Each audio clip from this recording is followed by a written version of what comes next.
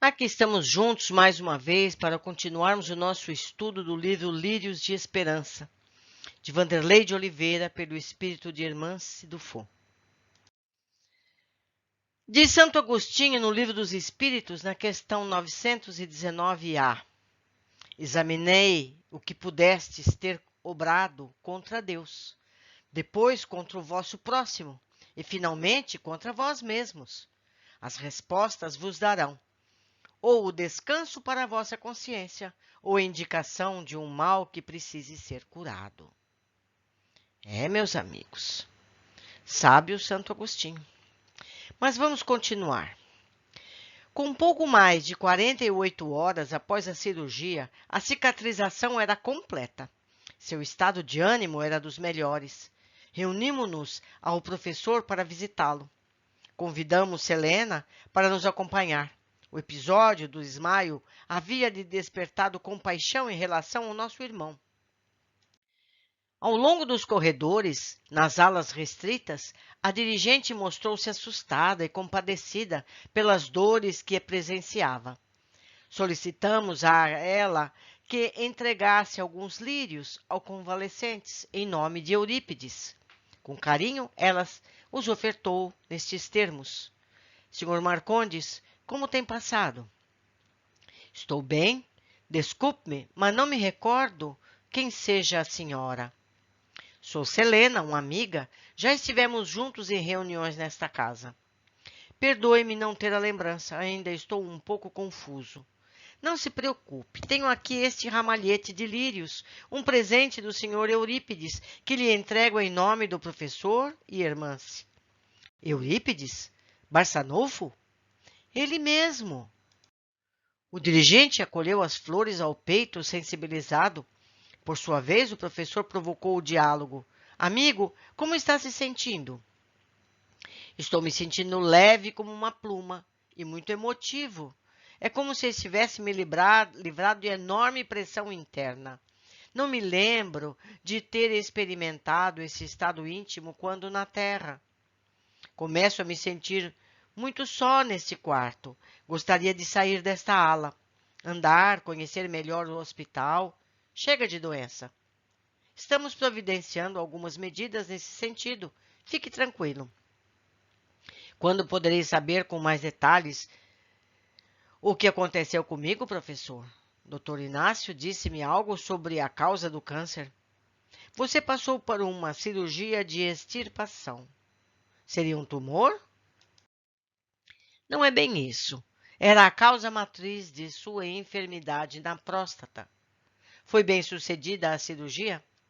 Graças ao exímio cirurgião, tivemos excelentes resultados. Quem terá sido esse hábil cirurgião? Filmamos nossas cirurgias com fins terapêuticos e educacionais. Tenho permissão para disponibilizá-la ao seu conhecimento. Gostaria? Agora mesmo? Seria possível? Então vamos lá. O professor ligou o sistema de vídeo. Apenas peço sua permissão para que Selena acompanhe, já que nós outros estivemos presentes ao ato cirúrgico. Não vejo nenhum problema. Marcondes e todos nós assistimos às cenas. Atentamente. Selena demonstrou pavor ao ver as mãos arroxeadas de Dona Modesta. Quando foi feita a cisão, ambos impressionaram-se sobremaneira. Fim da amostragem, a mente do dirigente fervilhava de indagações. Todavia, preferiu o velho hábito de opinar sem conhecer, para defender-se do sentimento de vergonha. Não imaginei que essas doutrinações pudessem causar semelhante enfermidade. Acho trágico e injusto, após tantos anos de devoção, ter sido prejudicado dessa forma. Agradeço por me livrarem desse terrível mal. Retifique sua visão, caro irmão, falou o professor com firmeza. Ter respostas para tudo é um hábito enfermiço de graves proporções. Aprenda a dizer não sei, a perguntar com humildade e desejo de aprender. Absolutamente, isso não foi resultado do trabalho de amor aos desencarnados, mas poderia provocar o alojamento desse ser indesejável em minhas entranhas? Não lhe ocorre na lembrança? Não. Ao responder, Marcondes passou rapidamente o olhar por todos nós. Era perceptível que havia recordado algo grave. Com astúcia psicológica, o professor pediu licença a nós e a Selena a fim de tratar um diálogo íntimo com o paciente. Retiramo-nos da sala para algumas visitações na ala. O doutrinador estava sendo estimulado a tratar de lutas muito árduas e íntimas. Seja franco, caro amigo, insistiu Cícero Pereira. Você se encontra no mundo da verdade. Chega o instante de olhar-te sem as máscaras enfermiças que costumamos usar para ocultar nossos conflitos. Extirpe de si mesmo os sentimentos de vergonha. Fale sobre seus segredos sem medo. Tenha disposição de trazer à tona as mais secretas revelações de sua vida, a bem de sua própria paz. Sua permanência neste leito é sintoma de carência. Desculpe, professor, mas os assuntos pessoais me dizem respeito e não pretendo e nem posso dividir com qualquer pessoa. Desculpe-me. Marcondes, o mal que guardamos na vida íntima jamais é assunto pessoal, e sim conta coletiva onerosa que tentamos pagar sozinhos, tão somente em razão da imagem soberba que construímos sobre nós mesmos. O orgulho tem o poder de enlouquecer-nos a tal ponto de imaginarmos ser melhor a dor do segredo que o alívio da sinceridade e do alto perdão. Fique sabendo, porém, que nosso papel nesta casa corretiva não se restringe à alegria de fazermos-nos amigos uns dos outros. Compete-nos o papel de educadores da alma junto ao extenso leque de necessidades de quantos aqui se aportam como enfermos. Sendo assim, se necessário for, contarei eu mesmo o que relata sua ficha reencarnatória, conquanto a partir de então seus méritos fiquem diminuídos ante o convite à libertação. Porventura está me ameaçando, professor? Seu entendimento, meu filho, está turbado pelas lutas e vícios humanos. Na minha posição, não posso mais lhe permitir avançar em direção ao velho homem manipulador e prepotente. Se na sua cegueira a minha palavra fraterna representa uma ameaça, então se considere intimado a dizer a verdade. Isso é demais. Jamais imaginei ser tratado dessa forma e, quando se preparava para continuar sua defesa, o professor falou com determinação. Conte-me sobre Eulália e pare de se defender. Liberte-se dessa culpa, meu irmão. O que o senhor sabe sobre Eulália? Tudo. Então por que me pergunta? Para que você mesmo descubra a extensão dos reflexos de seus atos em si mesmo. Certamente o espírito que chamam de meu mentor anotou isso também em minha ficha. Faz parte de seu aprendizado terreno. Vocês realmente adoram mostrar as nossas faltas por estas paragens. Para quem passou a vida inteira tentando fugir, nada mais justo. Eu não quero falar sobre o assunto. Onde fica meu livre-arbítrio? Seu livre-arbítrio foi cassado, meu filho, desde o momento que a insanidade formalizada tomou conta de sua vida. Para os que conhecem as verdades espíritas, espera-se o tributo da autenticidade e da honestidade consigo mesmo, sem os quais dificilmente a criatura conseguirá vencer o velho hábito da ilusão. E a ilusão nada mais é do que loucura. O senhor me chama de louco? Qual de nós não o é? Deixar de seguir o bem e o dever é a maior loucura do homem. Pois fique sabendo que eu me recuso a falar. Marcondes, se eu sair desta porta para fora, só retornarei daqui depois de 2 dias. Tenho dezenas de casos graves a acompanhar ainda hoje. Sua vida mental, extremamente sensível como se encontra, ficará como uma chaleira prestes a explodir. Mais algumas horas, caso você não se alivie, temos péssimas previsões para seu quadro, que começa a se estabilizar graças às medidas a que você mesmo acabou de assistir no vídeo. Saia desse circuito enquanto é tempo, encoraje-se a dizer o que não gostaria. É para seu próprio bem. As medidas exteriores só terão valor se optar por cuidar de suas feridas interiores. O senhor está me forçando. Isso é um desrespeito, é muita pressão. Tenho medo de dizer. Por que o medo? Que farão comigo quando eu confessar? Nada, amigo. Absolutamente nada será feito por nós. O trabalho é todo seu. Experimente livrar-se dessa culpa que o atormenta. Fale, Marcondes.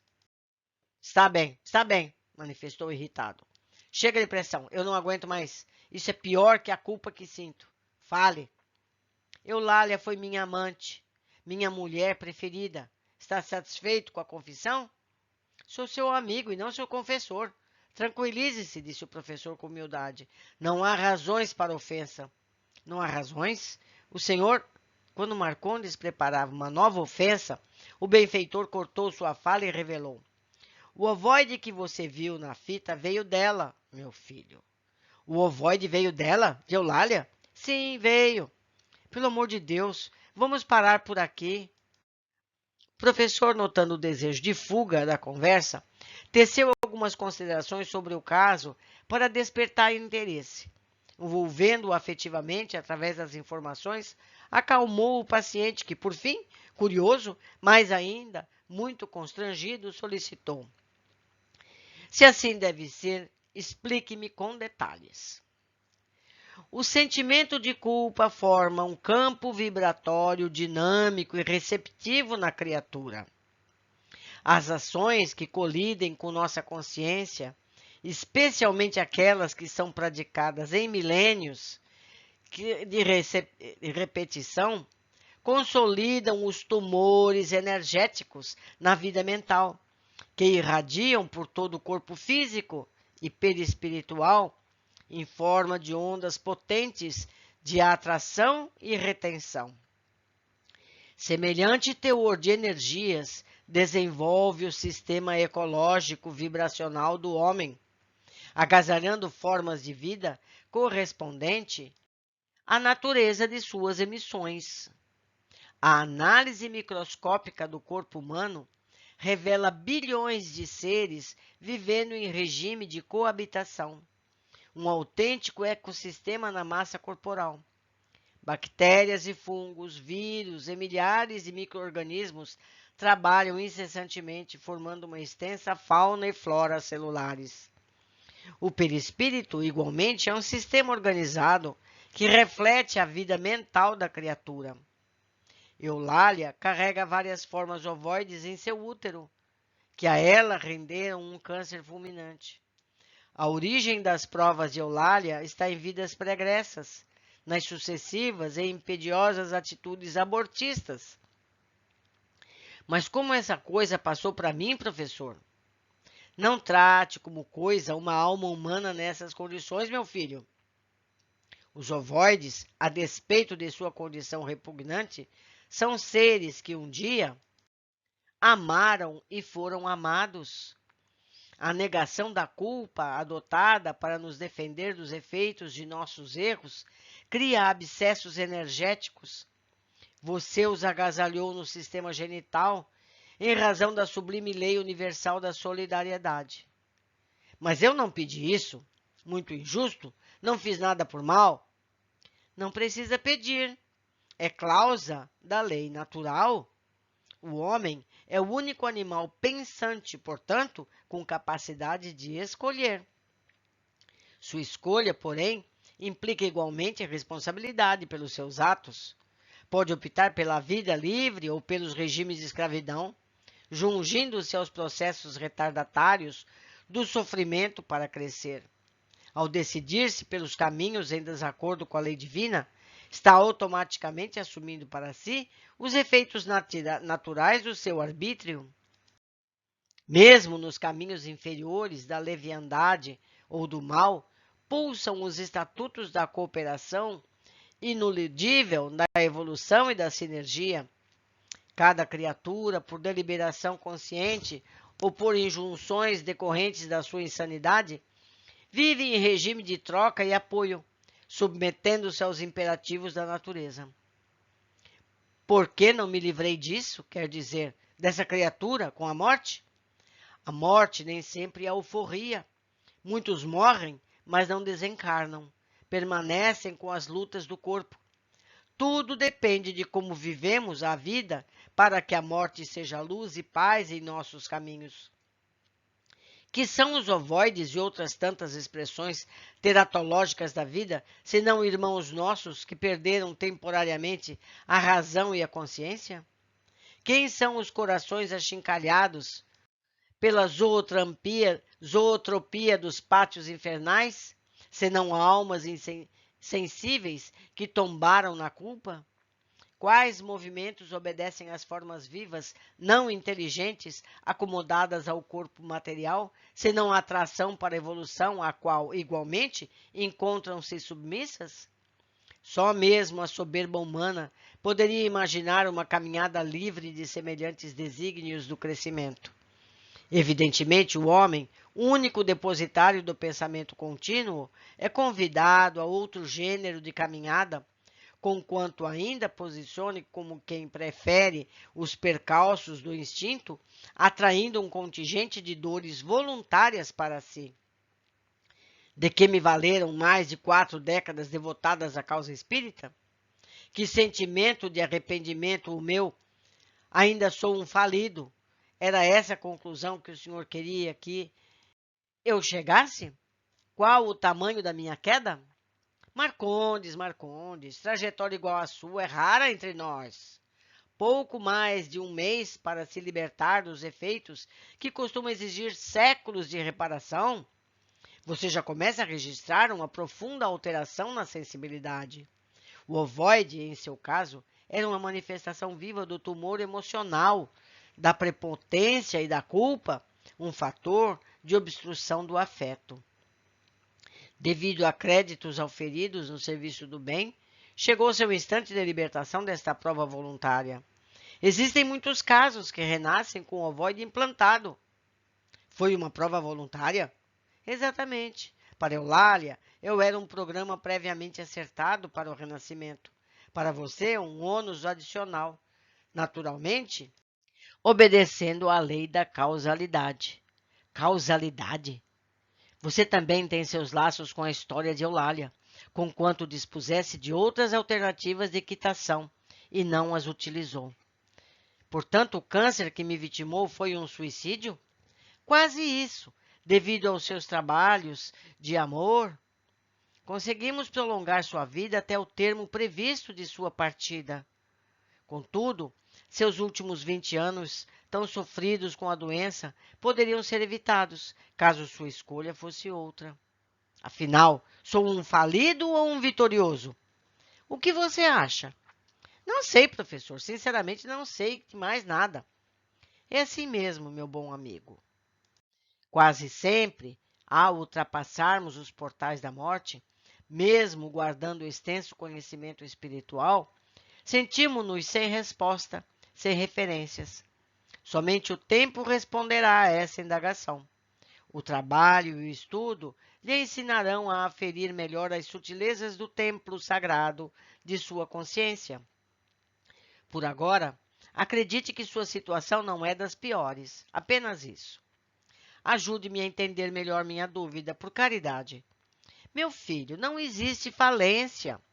Existe resultado, efeito. Sob análise de seu projeto reencarnatório, pode-se afirmar que houve desvio, tamanha a extensão das oportunidades que desperdiçou ou não soube aproveitar, sob o enfoque das leis divinas. Avançou, considerando o passado torpe e pertinente à grande maioria de nós. Em síntese, evitou quanto pôde o mal do qual se encontrava avisado, mas não criou todo o bem que poderia. Eis o problema, pura negligência. Frequentemente, os dramas do arrependimento tardio são adquiridos nas sendas infelizes da negligência, da indiferença aos deveres conscienciais. optamos em aceitar os encantadores convites do desejo inferior em detrimento da oportunidade redentora da superação. Estou me sentindo envergonhado. Bom começo, porém não fique nisso. Há muito que fazer pela sua recuperação. Quem converte a vergonha do remorso em humildade aprende a sentir-se pequeno sem punir-se. Olhe os lírios que Eurípides lhe endereçou e apontou para a cabeceira da cama. Nestas flores há uma mensagem de esperança do apóstolo para a sua caminhada. Qual é a mensagem, professor Cícero? Eurípides foi chamado por Maria, a Mãe Santíssima, para uma tarefa inigualável em todos os tempos da humanidade. A tarefa de colher lírios que florescem em pleno pântano, socorrer os cristãos falidos em todos os segmentos. Ao erguer esta obra de amor, o mensageiro da esperança recebeu uma outorga do Espírito Verdade. Os que conheceram a mensagem de Jesus e não conseguiram ou desejaram ser fiéis aos ditames de sua consciência são as almas mais aliciadas pelos mandatários da perversidade, utilizando-se dos dramas emocionais da culpa e do desamor a si mesmo. Esses vilipendiadores da paz alheia os aprisionam e flagelam sem piedade. A mensagem de nosso diretor é iluminar a vida com esperança em quaisquer condições. O senhor me orientará? Você está sob a responsabilidade de Inácio Ferreira nesta casa. Ele será seu tutor temporário. Doutor Inácio, quem diria? Como quero agradecer-lhe pela cirurgia. Com que carinho me tratou. Ele esteve aqui e nada mencionou sobre o fato de ser o cirurgião. Que humildade. Amanhã ele virá vê-lo. Professor, perdoe-me a intransigência. Perdoe-me. Encontro-me confuso. Marcondes não resistiu ao volume das informações e à ternura de Cícero Pereira, deixando escorrer algumas lágrimas.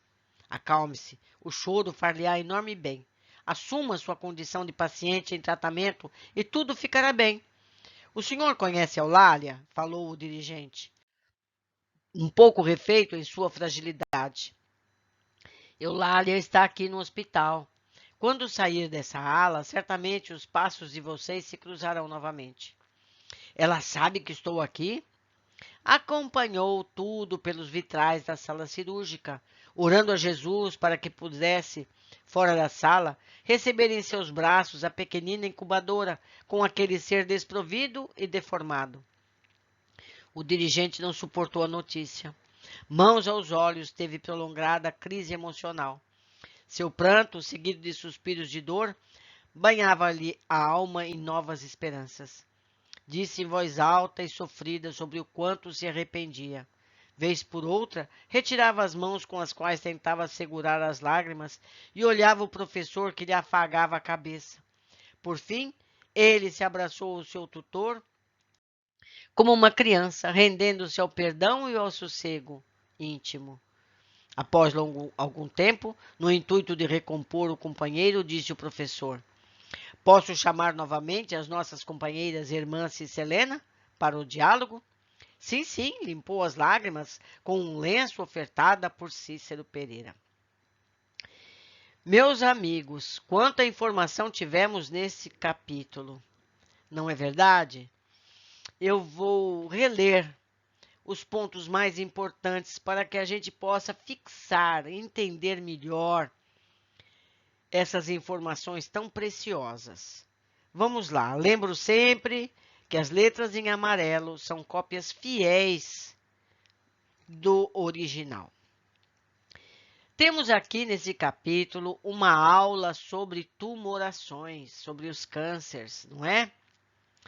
O sentimento de culpa forma um campo vibratório dinâmico e receptivo na criatura.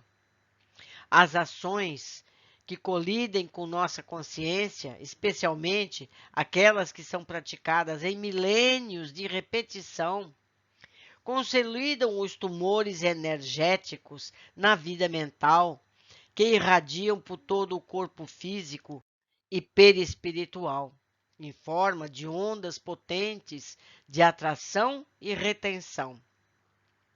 Semelhante teor de energias desenvolve o sistema ecológico vibracional do homem, agasalhando formas de vida correspondente à natureza de suas emissões.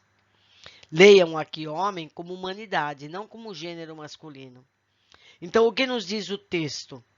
Que as nossas repetidas ações equivocadas, assentadas na culpa, favorecem a formação desses tumores. Mais uma vez, temos a notícia de que ter culpa não ajuda nada.